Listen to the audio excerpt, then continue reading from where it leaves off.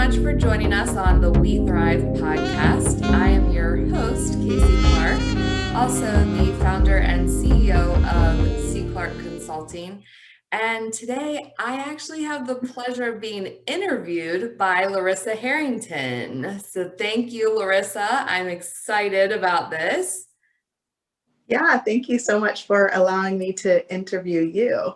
This is going to be a fun podcast. It is. So before we get started, tell us a little bit about you.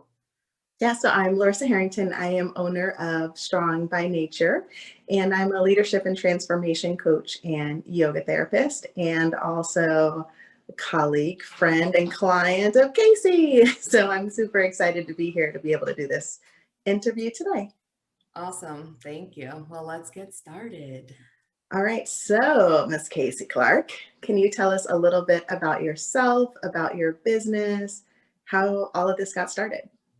Yeah, so I am a Frederick County native. I originally grew up in Woodsboro, and then I moved to the Middletown area, and that's where I graduated from. And then I ventured on to the Navy for a very brief period. I was discharged out of boot camp and very grateful for that. So much respect to military and veterans because I don't know how you do it. So with that being said, I went to college and ended up getting 2 master's degrees. It's just very interesting how everything unfolded. But actually an experience that I had at a job led me to really have a passion for health and wellness and people's inability to cope with stress. And so I ended up getting a master's in health and wellness coaching. And while I thought I wanted to go into that field, marketing just kept pulling me back. So here I am.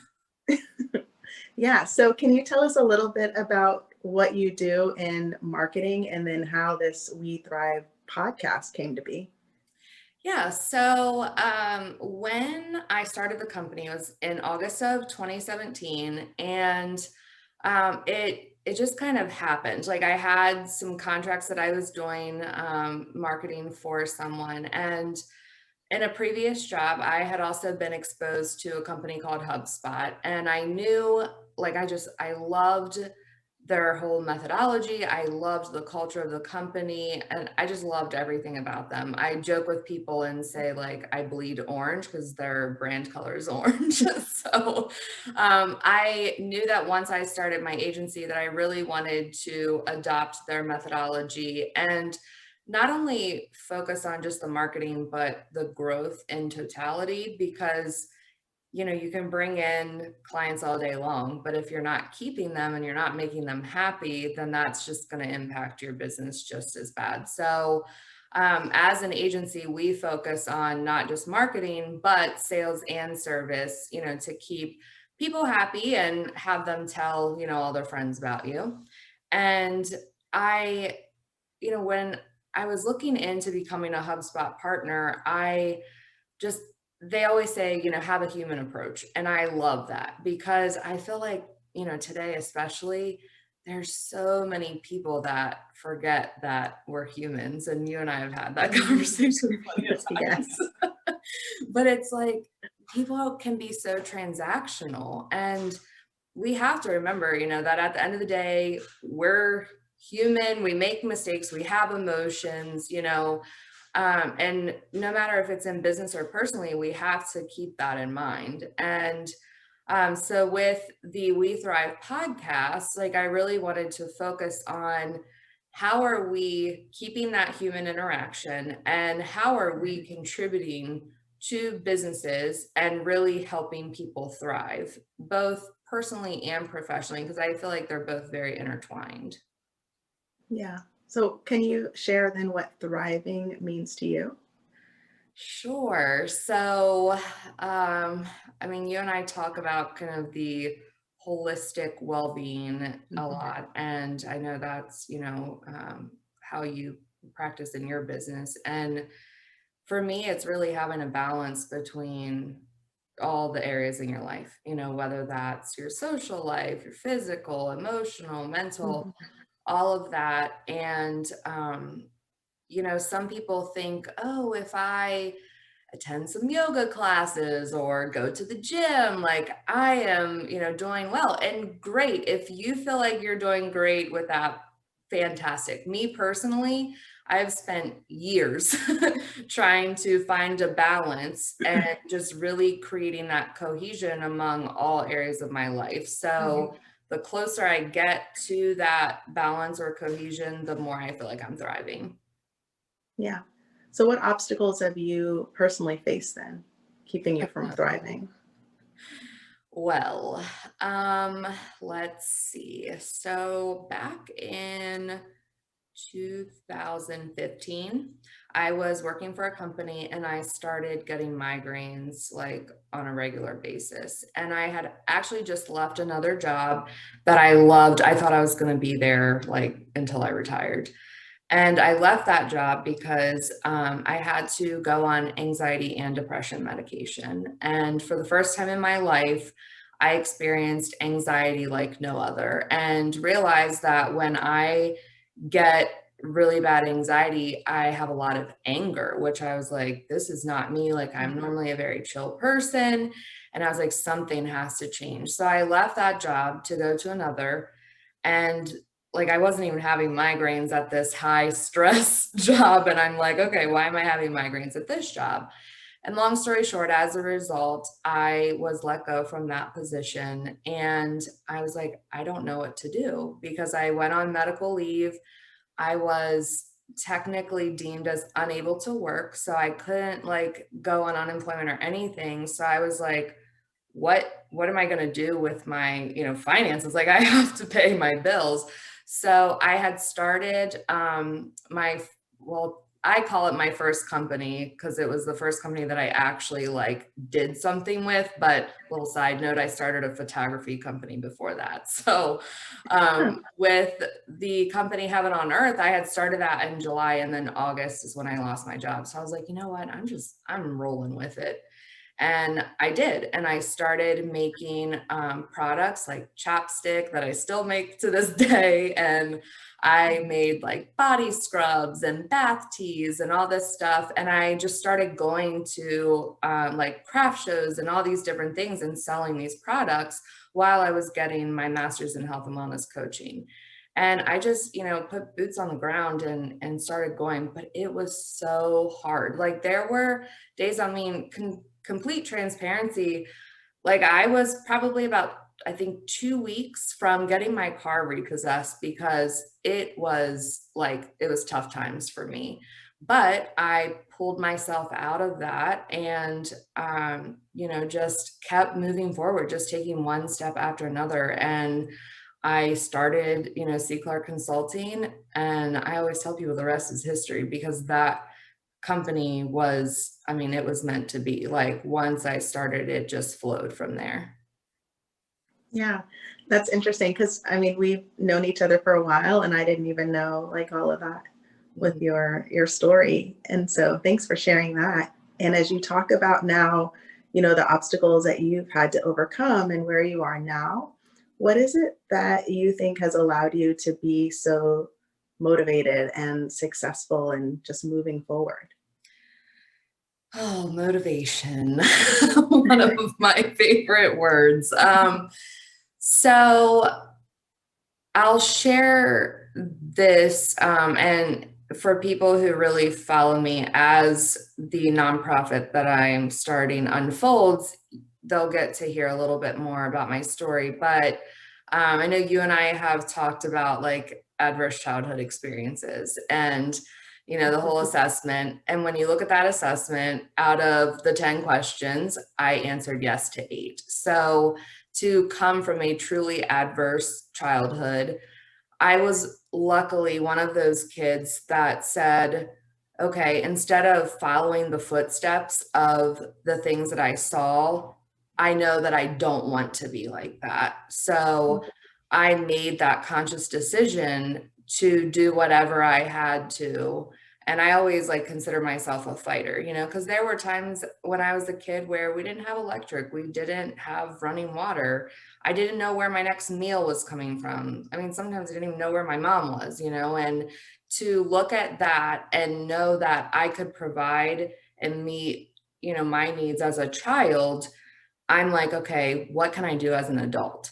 How can I not only help myself, but help others thrive, help others be motivated and inspired and get to that next level in life. And it's not even about accomplishments, it's about really stepping into like being your authentic self and really stepping into your own greatness. And for me, like it's the most motivating thing to be able to either share my knowledge or my experiences with someone and have them come back and say like, wow, like you inspired me to just go for it. And I always tell people lean in.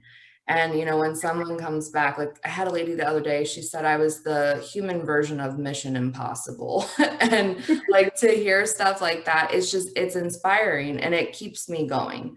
No matter how many obstacles I might face, it keeps me going. Yeah. Oh, I love that. What are some other resources that have supported you in helping you keep going? So I would say the relationships that I've developed, particularly through BNI, have really, really helped me. Mhm. So I met Carol Delaski through there, and she introduced me to Strength Finders. And that has been like a foundational piece for growing my company. When I'm looking at hiring people, I'm looking at what their strengths are and what are my weaknesses, because I learned very early on that I needed to bring on people that complemented me and that filled Yeah. those weaknesses that I had. And like, I'll be the first one to tell you, yes, at the end of the day, I will do stuff, but I am not an executor. Like, I love strategy. I love creating goals, looking at a vision and just going for that vision. And Carol's coaching has really just helped me just stay true to myself in Mhm. business and, to understand that. And then I've also met Sarit through BNI, who has introduced me to a lot of personal development stuff. And that has really, I mean, as you know, it kind of catapulted my growth. And, I continue that journey. And then I've met you, which you helped me stay grounded. And there's just so many people that have these amazing tools that they use that have been nice enough to share those with me. And they've really helped me and my team grow because, I'm an abundant thinker. So I'm like, oh, I have this, like, let me give it to you, so I share as many resources as I can.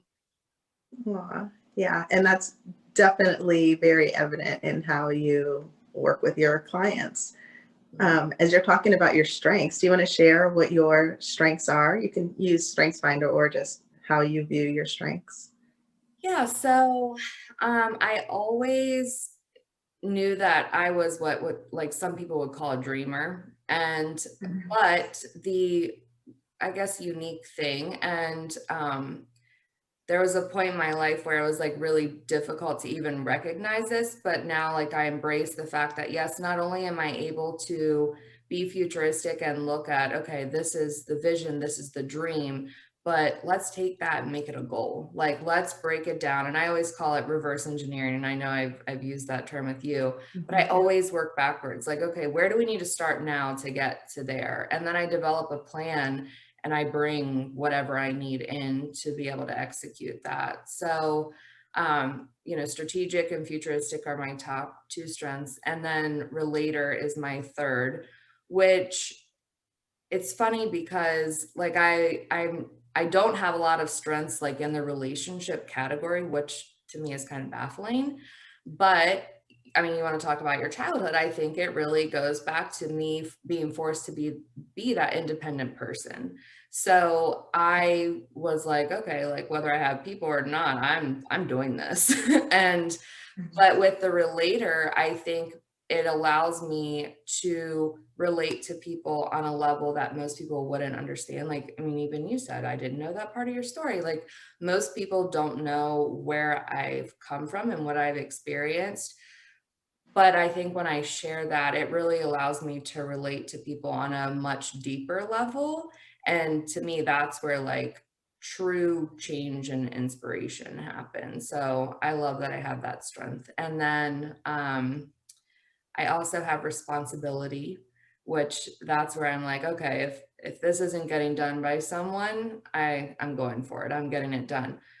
But I have to be very careful because I used to be that person where I was like, I'll just do it. Like, don't worry about it. I'll do it. And that really hindered me in my business. And then what is my significance is my fifth one. So, and I have them written down next to me because I look at them all the time. But significance for me kind of goes back to the We Thrive. It's what can I contribute to the world to make it a better place? Yeah.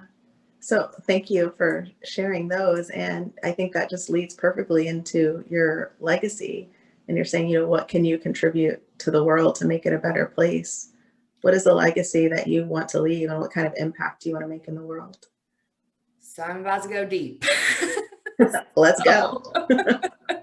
So for me, like going back to those adverse childhood experiences, I mean, as you know, I'm in the midst of starting a nonprofit called Amplified Change. And for me, it is truly about amplifying change. Like, how do we take change within myself and pass that on to generations? And how do we do that within other people?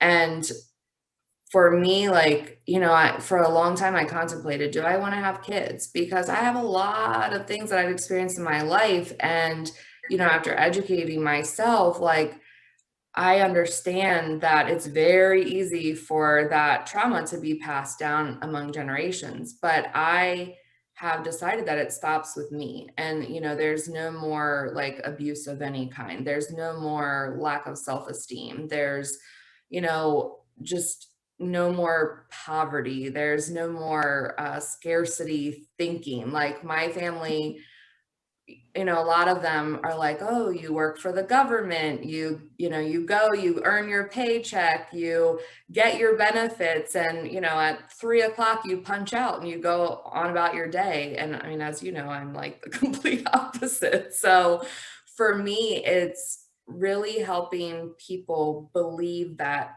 they do have what they need inside of them to achieve greatness and to Mhm. literally impact generations. Like my counselor had always told me, when you do personal work, it affects 7 generations before you and 7 generations after you.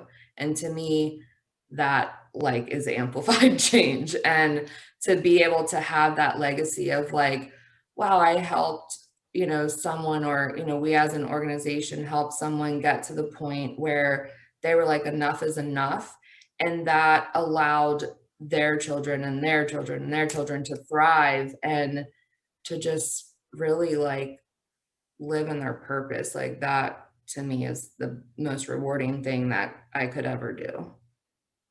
Yeah. Oh, that's so beautiful. Thank And I love that you just mentioned too, working with the counselor. You had mentioned working with Carol, doing strengths, working with me, doing things.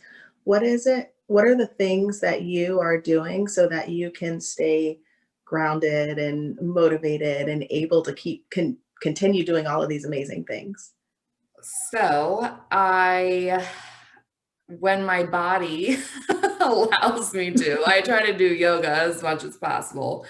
As you know, I still go to counseling every week.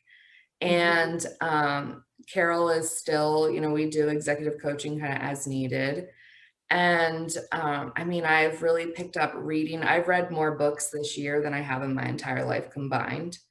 I meditate. I like in the morning, I have a medicine cabinet where the doors kind of fold out together. And on the inside of one, I have about 15 affirmations that I read to myself in the morning. I journal. I have learned like it's okay to pause and do something mindless, whether that is just like sitting on the couch and like playing a little game, or watching, like I love TV shows like Halloween Wars and like holiday baking championships. Like it just fascinates me the things that they can create with cake. So I've really learned that it's okay to be with yourself, and that like at the end of the day, that's who you have, and you have to like that person. So I make sure that I do a ton of self-care. Like I get out and walk as often as I can. I have integrated stretching and foam rolling into my routine because I carry a lot of tension, especially in my hips. And it's amazing to like, I'm not going to go off on a tangent, but to learn that like that tension is not only because I sit a lot for my job, but it also like goes back, to your chakras and like where that energy is stuck. And I mean, you and I could talk about that stuff for days, but I am just really in tune with like what my body needs, like physically, emotionally, mentally, spiritually, everything. And then the one thing that I'm still improving on is reading the word, like just even if it's a book that has like scripture in it, or just understanding that there's really something that's bigger than me that helps me along this journey. Yeah. Yeah. And it's been so amazing just seeing your growth over the last couple of years, and like you really honing in on your strengths and the impact that you want to make, and creating this nonprofit and all that you do to help other people, and that you really embody that giver's gain and trying to put good out into the world, and knowing that you have to take care of yourself to be able to make that impact that you want to make. Yeah, I Because I mean, know you love working. It could be easy for you to just sit at your desk all day long and just yeah, work, work, work because you love serving your clients. And yet, to be, the best version of yourself, you also have to do that work that is sometimes challenging, to sit with yourself and to have to, I'm going to read these meditations again, or, do all of this other stuff. That's work, but it's so worth it. yeah. And kind of going back to like those obstacles, one of the things that I have probably struggled with the most is like creating those boundaries, and not only just like in my relationships, but also like people were so used to texting me or calling me at 8 o'clock at night and me answering and, hopping on the computer and being like, sure, like, let me, look into that. Or like, I'd say, I'll get that to you tomorrow. And then I would have it to them in like 10 minutes. And people got so used to me kind of working around the clock essentially. And I finally said, you know what, like, even if I have to stop for a moment and just not do anything, like those needs and those emails and those texts will still be there tomorrow morning. Like it's okay. And that I still have to like remind myself on a daily basis, because some people just they don't get that, and they still want that like instant gratification, and they're like, oh, you're not being responsive, and I'm like, well, I'm sorry, but it's 9 o'clock at night, you know what I mean? Like, so it's really hard to kind of navigate just the communication around that, and letting people know that like, yeah, I have these boundaries and I need you to respect those. Hmm. Yeah. And I think it's right. Like you're able to do better work also when you're taking that rest, and it's shifting the mindset that's set, before it's like, well, I just need to keep working and trying to please my clients, to say, well, my clients are still going to be appreciative and satisfied with the work that I'm doing, and I'm going to have these healthy boundaries. Yeah. And I think that you're making that very clear now, and it's wonderful to set that example too. Well, thank you. It's been a struggle. Yes. I know, I'm right there with you. Especially when you love what you do, right? Like sometimes it's hard not to just be like, oh, I'm going to get right on this, or I'm going to, be there for you in the moment that you need me. Yeah, But especially like yeah. when a lot of what you do doesn't feel like work. You're like, oh, well, this isn't like work when technically it's very much so work. And Yeah. you're like, oh, like, yeah, I should probably stop. Yeah. So, But that you want to do this as your, life's work, and that so it has to be sustainable. And that means, setting those boundaries. yeah, yeah, Yeah. absolutely. So what's one piece of advice or nugget that you would offer other people? Oh my, so many things run through my mind. I think the one thing, and I mentioned it before, is just lean in. Just keep going. No matter if it seems like it's impossible, if it seems like um, you're gonna hit a million bumps in the road, just keep going. Say yes, do it. I mean, within reason. Like, don't be going all crazy and doing anything immoral or that's gonna like drain you. But for me, like, I mean, I'll give the example. As you know, I just went to Sedona, and a lot of people, so there was 19 of us, and we went hiking. For anyone who knows Sedona, the place we hiked is called Bell Rock, and we went about halfway up, and the entire rock is about 5,000 feet above sea level. So, as you started climbing, like, you were feeling the air's a little different up here. And, some people decided not to hike at all. And then some people, once we got to a certain spot, they're like, okay, we're done. And the tour guide, her name was Feather, and she was 71 years old, and you would never know it.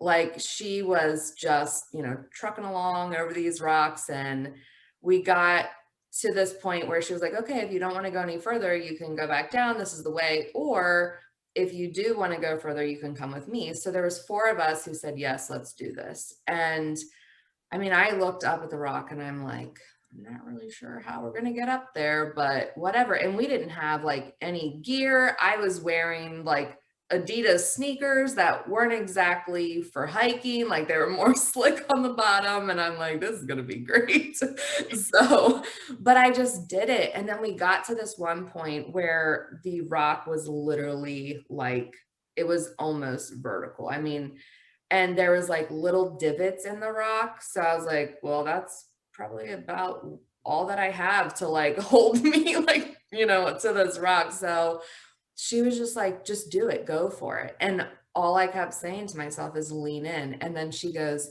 lean into the rock, you're going to be fine. And I leaned in, and it was almost like I just walked right up the rock. And I mean, to me, that was like a um just a very symbolic thing of just kind of how I do life. And like, once I got to the top of Bell Rock, I literally felt like I was floating and like I was on top of the world. And that, I mean, in order to get to that point, you just have to lean in. You just have to go and do it. So if anything, lean in, no matter. I love that. Lean in. Yeah. Is there anything else that you would like to share? Um, just don't be scared to share who you are. Like, we all have very significant and unique things that we can contribute to the world. And Mhm. you just never know what someone might be experiencing, and they might just need that little like word of wisdom that you share, or that experience that you share. And I feel like so many people are like scared of being found out. And like, I mean, we've talked about like your tribe, like, you will attract the people that you're meant to attract. And, Mhm. if people don't like you, it's okay. Like, there's plenty of people in the world who will. And just be you. Like, find yourself, do the work in really tuning into like your authentic self, and share it with the world. Oh, I love that. Be yourself. Yeah. Lean in. Share your amazingness with the world. Yeah. Well, thank you so much, Casey, for agreeing to be interviewed for your We Thrive podcast. And thanks for all that you're doing in your marketing company, with the podcast, with the nonprofit, and all that you're doing to make the world a greater place to be in. So thank you so much. And again, I'm Larisa, and thanks for being here with us. Awesome. Well, Bye. thank you, and I am so grateful for you and all that you do as well.